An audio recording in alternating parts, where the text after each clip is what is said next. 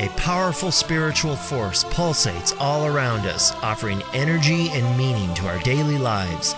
If we can meet the challenge of this force, our lives will expand in joy, peace, and fulfillment.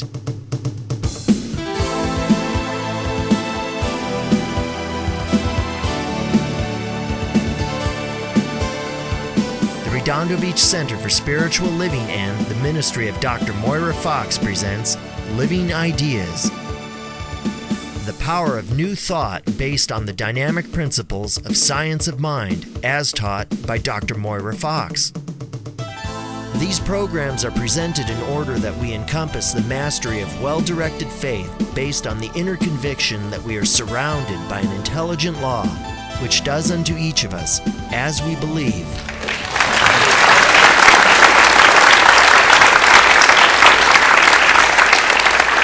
I was saying this morning, I love how synergy works. I mean, when we're planning, when I'm choosing topics for Sundays, they have to be done way in advance.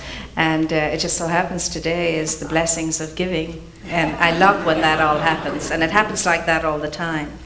And so today we do look at that. We look at ourselves as the blessing of heaven, as the blessing of good, as the blessing of God. We look at ourselves today as the givingness of spirit to itself, back onto itself. We look at ourselves as the givingness of life back onto itself.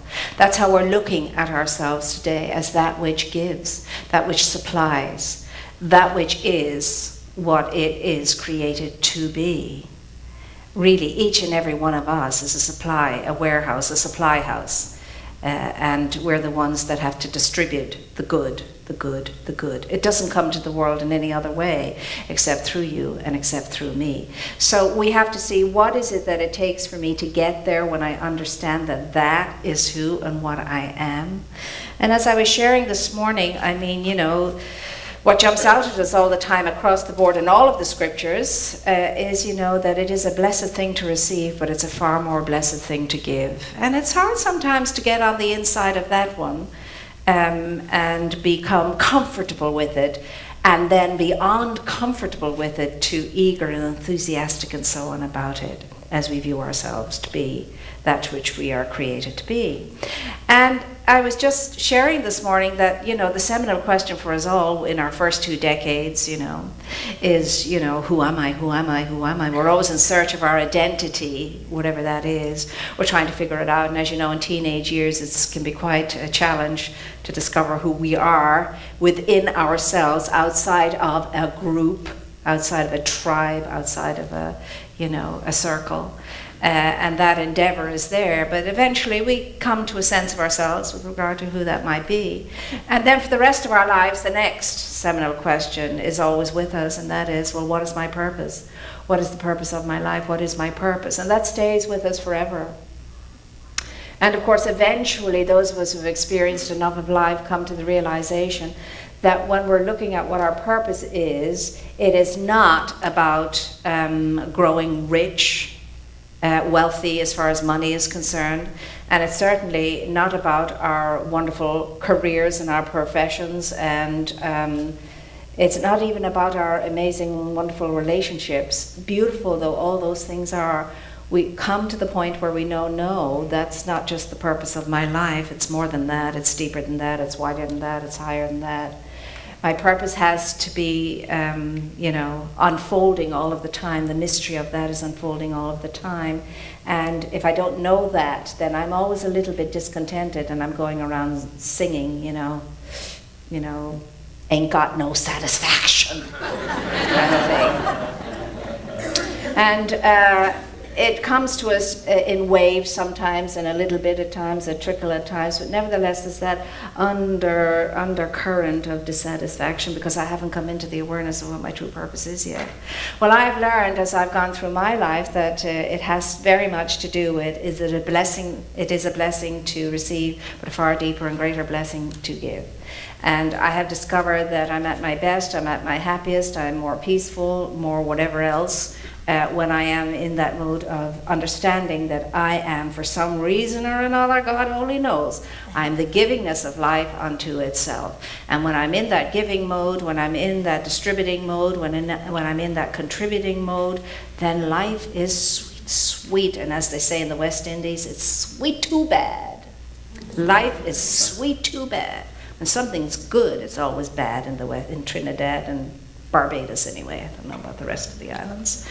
But anyway, it's sweet too bad when we get into that understanding and the awareness that all we are instruments. We're instruments, you know? We are those instruments through which Spirit flows out in blessing, in givingness, in upliftment, in empowerment to all life around and about us. But of course we can't get there until we know that that's our identity and that's who we are. And as we deepen our intensity with regard to wanting to know the truth about ourselves and wanting to be deeply engaged and intimately connected with our source, it comes, because intention is everything. Longing, desiring, deep intention is everything. It has an energy in and of itself that creates a vortex and that attracts onto itself its desired good.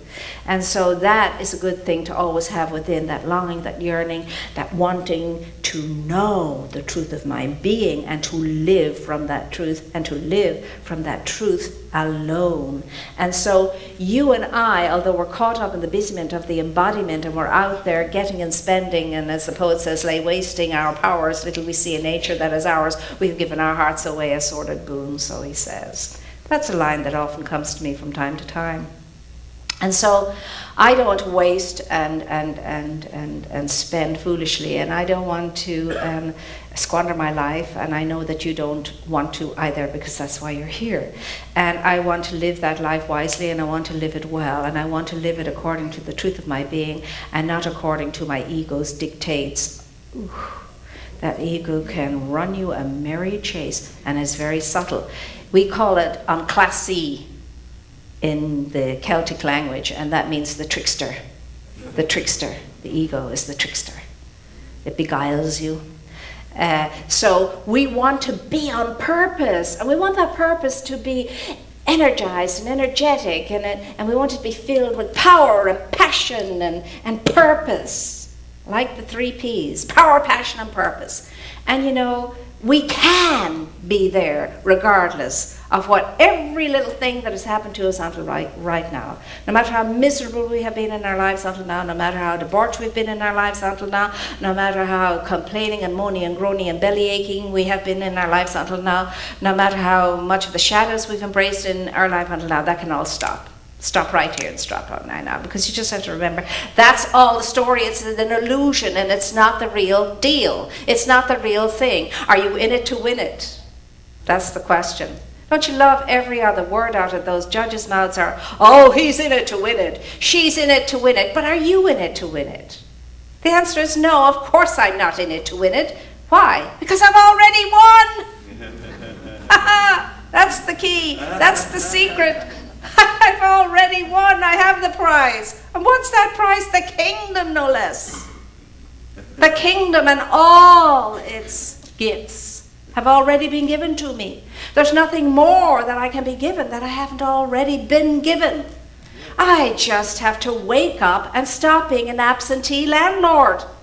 I need to go home to the kingdom, take possession of the kingdom, and rule that kingdom wisely and well, the kingdom of the truth of my being, and be the empowered individual that I'm created to be.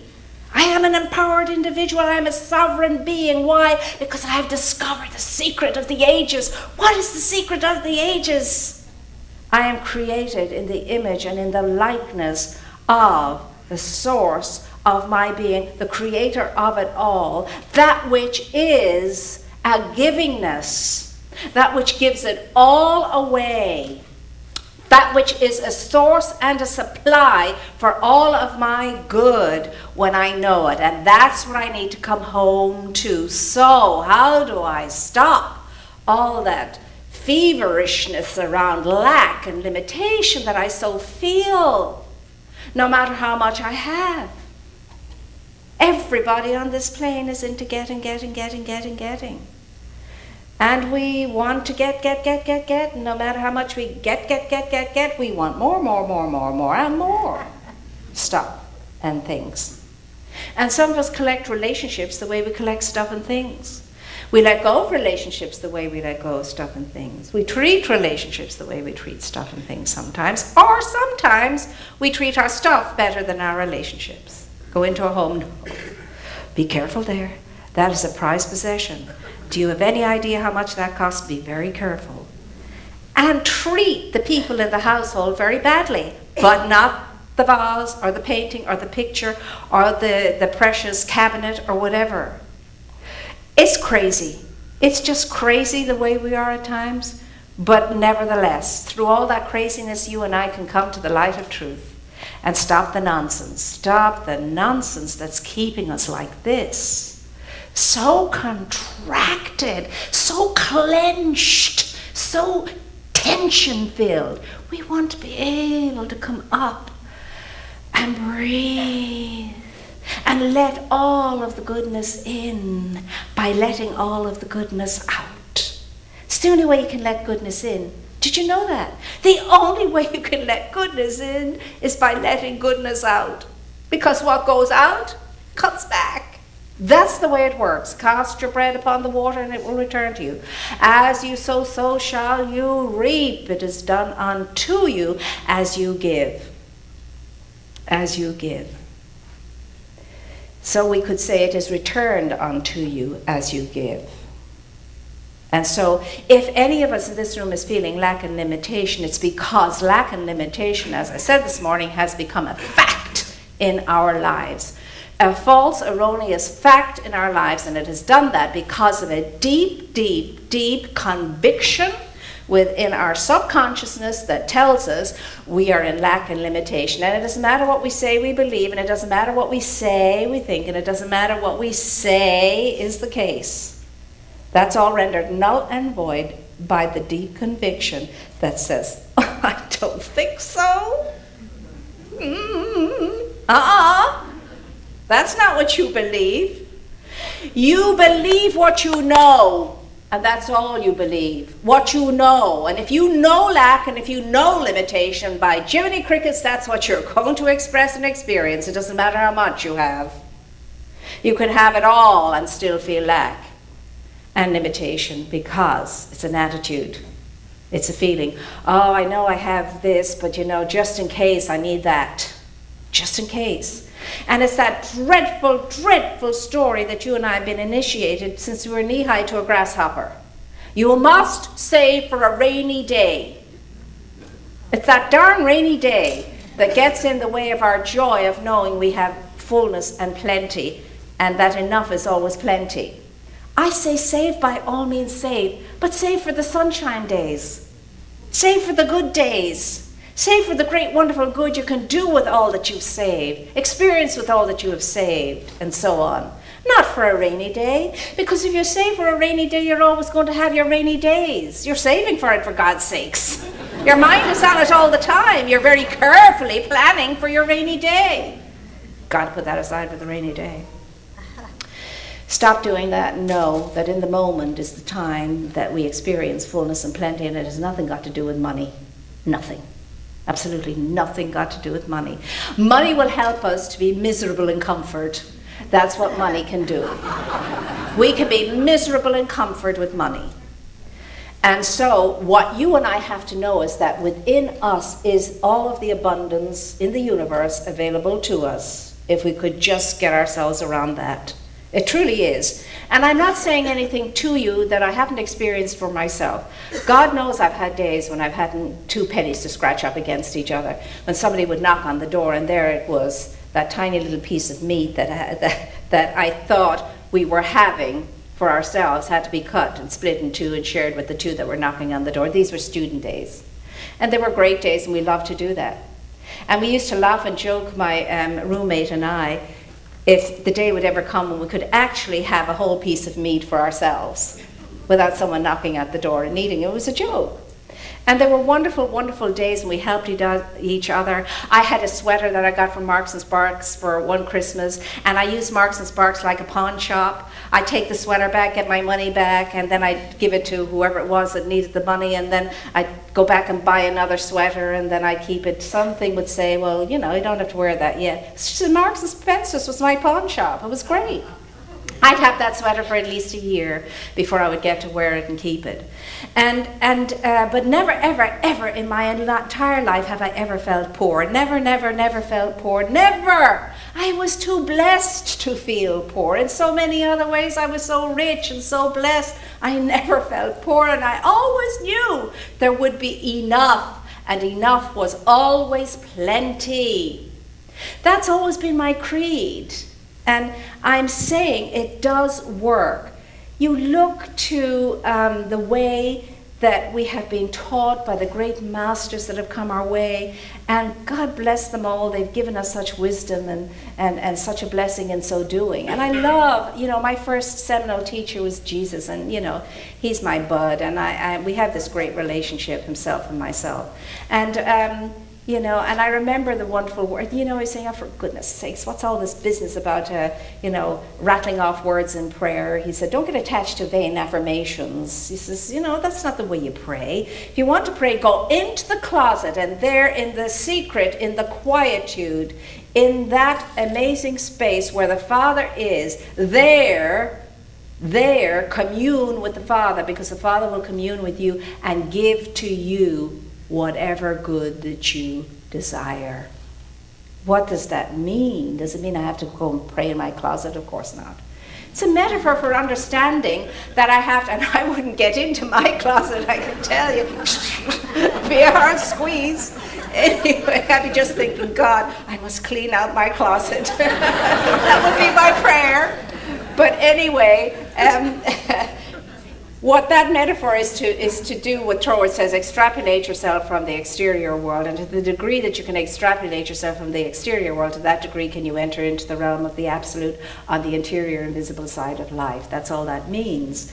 And that interior side of life is full with the riches of all good and the riches of all life, and it's there available to you and to me. It's all there, and you and I just have to flesh it out through our faith and our conviction and our belief. Jesus didn't say pray, and keep praying, because one of these days God will answer your prayer if you keep at it, just persist. He said, if you pray believing, you will be given to. If you pray believing, you will be given to. And he didn't give any time frame. It can happen immediately, it can happen now. All I have to do is develop that deep conviction that the word I'm speaking in prayer is not my word. It's not my word, it is the word of the Almighty. It is the word of my source and my supply. That's the word I'm speaking, and I'm just a spokesperson for it. And I'm just allowing that word to come through me, be spoken with the depth of faith and conviction that a Christed one has. And that is, it is done unto me as I decree it to be so. It is done unto me as I decree it to be so, as I am convinced that it is so, as I know that it is so. And I have to know with my whole heart, soul, power, and might, regardless. And above all else, I have to know that even though all the evidence is to the contrary of what my word is saying, it doesn't matter. None of that out there, none of that has control over me. And I can say to every obstacle and every opposition, you are not the boss of me. Because something that's greater than you is on my side, is supporting me and wants my good. That's where I put my trust. That's where I put my trust. And so the greatest way to experience the fullness and the abundance of life is to give yourself away. Don't just put your hand in your pocket and give from your pocket. Put your whole essence into your heaped up treasury of your heart and give from that. And no matter what it is you're given, do not give from your head. Always give from your heart, because your heart is fearless. Your heart is deeply generous. Head not so much. Full of ego. Head not so much. But heart absolutely fearless in its giving. Fearless in its giving, because the heart knows the truth. And the heart is the deepest part of us. So we give, and we give not from our pocketbooks or from our accounts or from our checking and from our whatever. We give from the total essence of ourselves. That means we're not giving money, we're giving ourselves. The money is just a token. We're not giving our time, we're giving ourselves. The time is just a token. We're not just giving our talents and skills, we're giving ourselves. We're giving ourselves. So it's a holistic thing. You've got to come from being the givingness of God unto life and remembering that the universe always says yes. When a need crosses your path, if you can say yes to it, say yes to it. And if you can't say yes to it in this moment, now take a rain check and say, I will come to this and I will say yes to this. When everything in me is coalesced sufficiently to know that I can say yes, and I can. And so if Spirit is always saying yes to what? Faith and belief.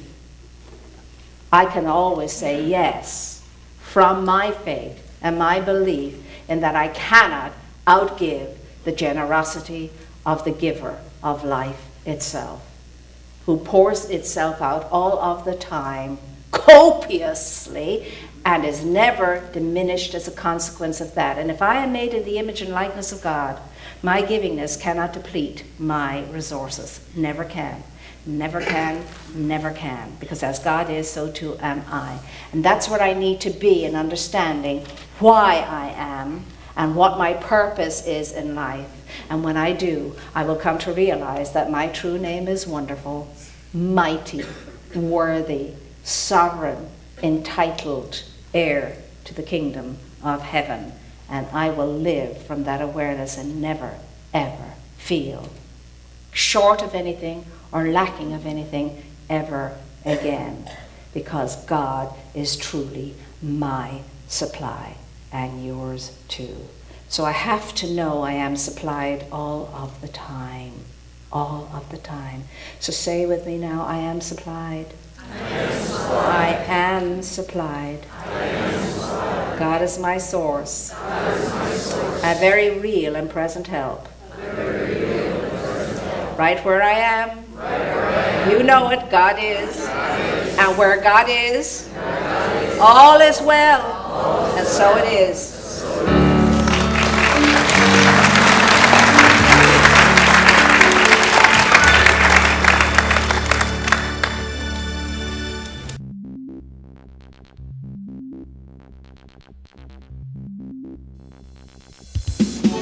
We invite you to experience Dr. Moira in person on Sundays. Our services are at 9 a.m. and 11 a.m. and childcare is available. Please join us.